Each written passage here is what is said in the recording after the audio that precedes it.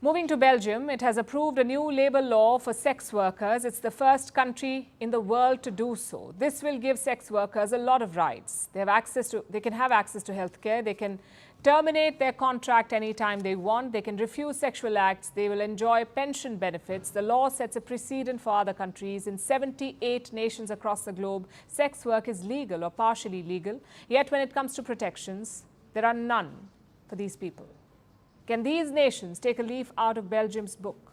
Our next report tells you. Sex work is one of the oldest professions in history, yet it remains among the most stigmatized, criminalized, and institutionally unsupported forms of labor.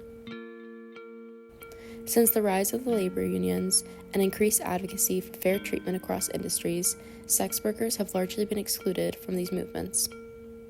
Major labor unions, workers' rights advocates, and even many women's movements have historically overlooked or actively denied sex workers a place in their ranks.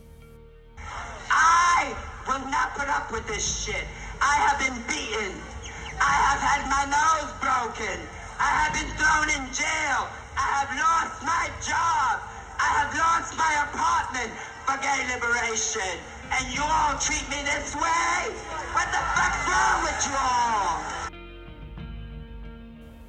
This exclusion has contributed to a widespread inaccessibility to healthcare, lower wages, and unsafe working conditions for those in the industry.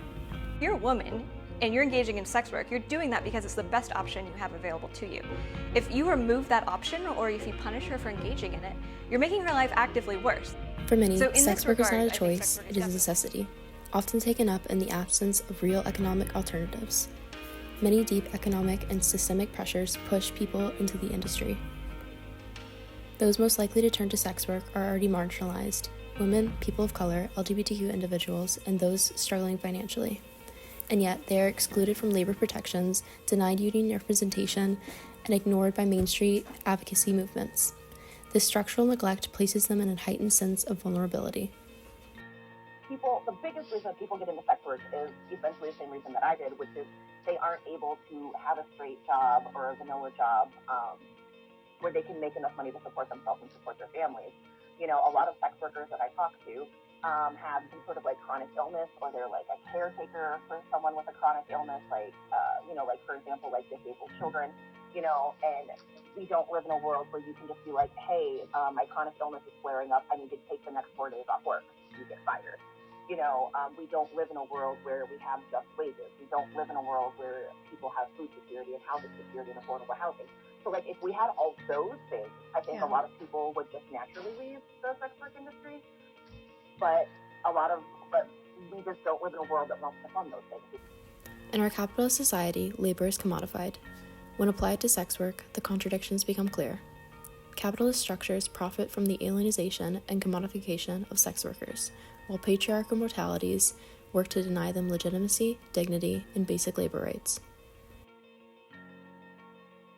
Sexual labor is widely consumed through pornography, escorting, online platforms, and entertainment, yet the individual behind the labor are persistently denied recognition as workers. Their protection, respect, and agency are deliberately withheld. Criminalization also deepens this process, preventing sex workers from reporting abuse, accessing justice, or seeking medical care, trapping them in cycles of harm, silence, and fear. The risk of legal retaliation forces many to operate in isolation, without safety nets or community protections, further marginalizing and targeting these individuals. Before votes came down for soap and soda, civil rights groups, mutual aid workers, sex workers, and other opponents shared why they believed the ordinances would do more harm than good. They would prevent people from accessing vital social services and public transit. This policy will make many of us more dependent on pimps to find clients. Soap and soda laws are not just based on spurious logic and bad research. They are based on a lack of moral and political courage to search for true causes of these problems and drawing evidence-based solutions. One of the biggest things that we push for is full decriminalization of sex work.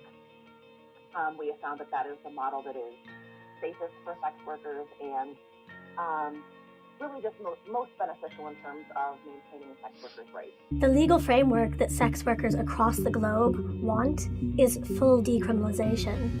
The reason why we want this as the legal backbone is because it takes the sex industry out of the criminal sector and puts it in the labor sector.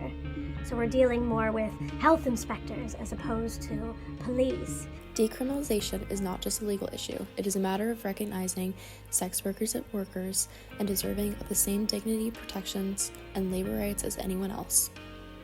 Labor unions, progressive movements, and advocates for justice must recognize sex workers as a part of the labor movement and work with them in solidarity to fight for inclusion in labor protections, healthcare access, and right to organize.